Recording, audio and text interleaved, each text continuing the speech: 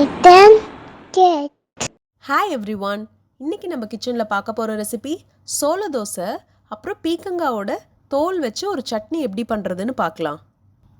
சோளம் ஒரு rich source of anti ஆக்சிடென்ட்ஸுங்க. அது மட்டும் இல்லை, இது இந்த டியூமர் க்ரோத் இருக்குல்ல, இந்த கட்டியெல்லாம் வளர விடாமல் கூட தடுக்கிற ப்ராப்பர்ட்டிஸ் இதுக்கு இருக்குதுன்னு சொல்கிறாங்க.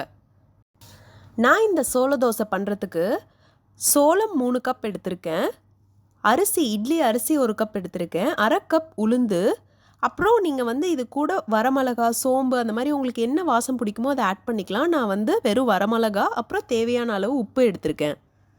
இதை ஒரு 4 to 5 hours நல்லா ஊற வச்சுக்கோங்க. நான் இப்போ நாளைக்கு காலையில் தோசை ஊற்றுனேன் அப்படின்னாக்கா இன்றைக்கி நைட்டே பேட்டர் ப்ரிப்பேர் பண்ணி வச்சுருவேன். நல்லா இது மார்னிங் பொங்கி வந்துடும். இப்போ நமக்கு பேட்டர் நல்லா ரெடியாகி வந்தாச்சு. தோசை ஊற்றுற மாதிரியே தோசைக்கல் நல்லா சூடானோன்னு ஊற்றி 2 பக்கமும் திருப்பி போட்டு வேக வச்சு எடுத்துக்கலாம். நம்ம யூஸ்வலாக பீக்கங்காய் பொரியலோ இல்லை கூட்டோ பண்ணோம்னாக்கா அந்த தோலெல்லாம் தூக்கி போட்டுருவோம். பட் ஆனால் அந்த தோலை வச்சு நம்ம சட்னி எப்படி பண்ணுறதுன்னு பார்க்கலாம்.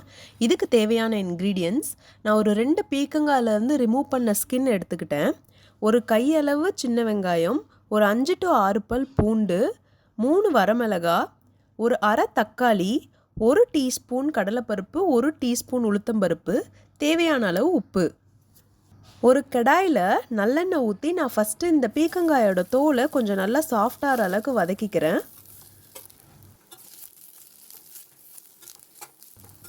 இதை தனியாக எடுத்துட்டு மறுபடியும் அதே கடாயில் நல்லெண்ணெய் ஊற்றி கடலைப்பருப்பு, உளுத்தம்பருப்பு, வரமிளகா, சின்ன வெங்காயம், பூண்டு இதெல்லாம் சேர்த்து நல்லா ஒரு வதக்கிக்கலாம்.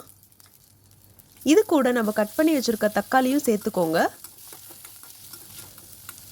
நல்லா வதங்கினதுக்கப்புறம் நம்ம ஆல்ரெடி வதக்கி வச்சுருக்கோம் இல்லையா பீக்கங்காயோட தோல், அதையும் போட்டு நல்லா இதோட பிளெண்ட் ஆகிற மாதிரி வதக்கிக்கலாம். லைட்டாக உப்பு ஆட் பண்ணி நம்ம மிக்ஸி ஜாருக்கு மாற்றி சட்னி ரெடி பண்ணிக்கலாம். ரொம்பவே ஹெல்த்தியான சோள தோசையும் பீக்கங்காய் தோல் சட்னியும் குயிக்காக ரெடி ஆயாச்சு. நீங்களும் ட்ரை பண்ணி பார்த்துட்டு கமெண்ட்டில் எப்படி இருந்துச்சுன்னு மறக்காமல் சொல்லுங்கள். இந்த வீடியோ உங்களுக்கு பிடிச்சிருந்ததுன்னா லைக் பண்ணுங்கள், உங்கள் ஃப்ரெண்ட்ஸ் எல்லாத்துக்கும் ஷேர் பண்ணுங்கள். மறக்காமல் நம்ம சேனலை சப்ஸ்கிரைப் பண்ணிக்கோங்க. கூடவே இருக்க பெல் ஐக்கானை ப்ரெஸ் பண்ணிக்கோங்க.